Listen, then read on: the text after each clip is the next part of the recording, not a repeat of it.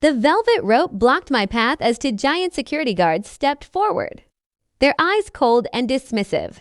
Inside the grand ballroom, soft jazz played, crystal chandeliers sparkled, and my husband Mark was raising a glass of champagne, surrounded by executives cheering for his newly appointed title as Senior Vice President of Sterling Enterprises.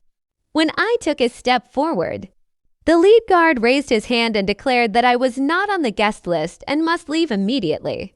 I looked past him and caught Mark's eye, expecting him to clear up the misunderstanding, but instead, he pulled a younger, smartly dressed woman named Chloe closer to his side and shook his head with a smirking smile. He pretended not to know me. He whispered something to his boss, corporate chairman Richard Sterling, who simply nodded and turned back to the crowd. Mark thought he had finally reached the peak of his career and did not need his plain, quiet wife holding him back anymore. He thought he was celebrating his grand entry into the wealthy Sterling dynasty. What Mark and the entire board of directors forgot was that Richard Sterling was just a figurehead CEO, the true majority shareholder of Sterling Enterprises. Holding 80% of the master trust was my late father, and I was the sole trustee. I did not scream, throw a scene, or shed a single tear in front of the laughing crowd. Instead, I calmly pulled out my phone, typed 6 words to our head of corporate legal and treasury, and pressed send.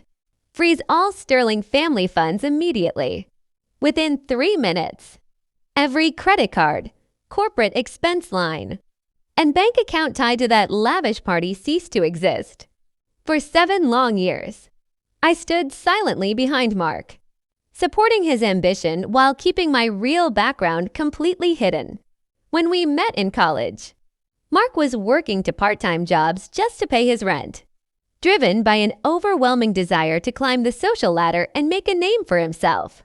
My father, Marcus Vance, was a quiet billionaire who built a vast network of commercial real estate and corporate holding groups, including the very firm that financed Sterling Enterprises from its inception. Dad always taught me that real power does not need to shout, and true wealth stays invisible. Before he passed away 3 years ago, he left his entire empire to me under a private family trust. When one married Mark, I wanted to ensure he loved me for who I was, not for my money.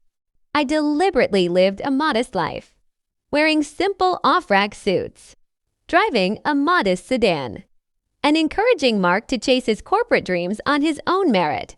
Mark moved up the ranks rapidly at Sterling Enterprises, but as his titles grew bigger, his character grew smaller. He began staying out late, claiming he was networking with high-net-worth clients, and slowly started treating me like an embarrassing relic of his past. He would make subtle comments about my lack of high-fashion wardrobe and laugh off my quiet nature in front of his arrogant colleagues. Over the past 6 months, he completely stopped inviting me to corporate dinners, making up excuses that these events were strict executive-only meetings. Little did he know, I kept close tabs on the company's financial records through monthly reports sent directly to my personal attorney. I knew that Mark was spending thousands of dollars on lavish dinners and luxury gifts, charging them to a special executive discretionary budget that required master trust approval every quarter. The climax of his arrogance arrived on the night of the annual Sterling Gala, a high society event organized to celebrate Mark's promotion to Senior Vice President. Mark left our home early that afternoon in a brand new tailor-made tuxedo, telling me casually that spouses were not invited this year due to limited seating space.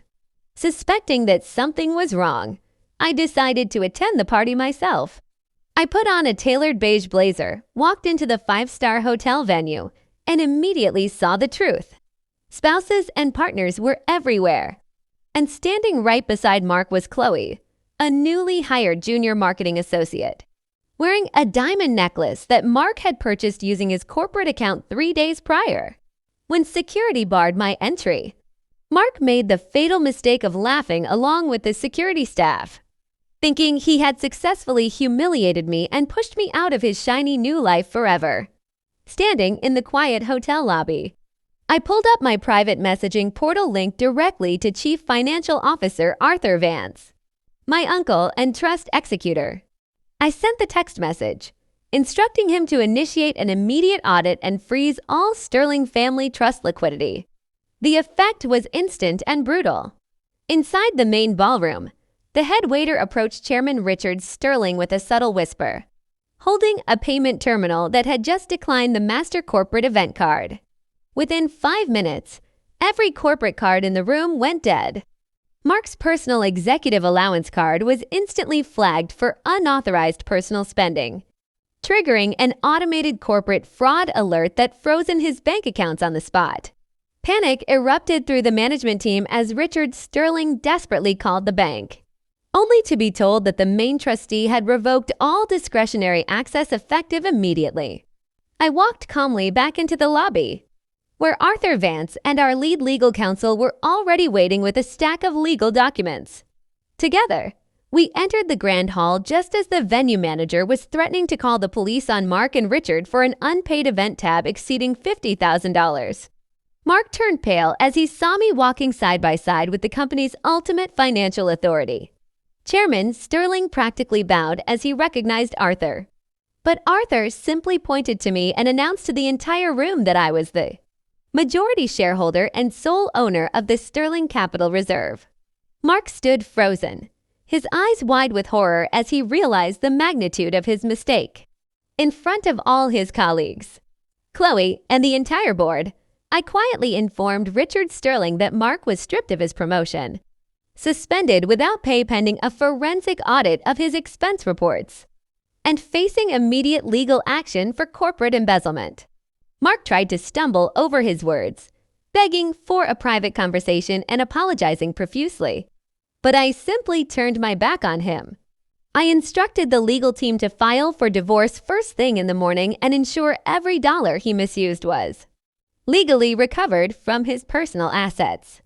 True strength never needs to boast or demand respect, because real influence operates in silence until it is time to set things right. Mark traded a lifetime of genuine love, loyalty, and unbelievable fortune for a fleeting moment of cheap vanity, only to lose everything he had spent his entire life trying to build.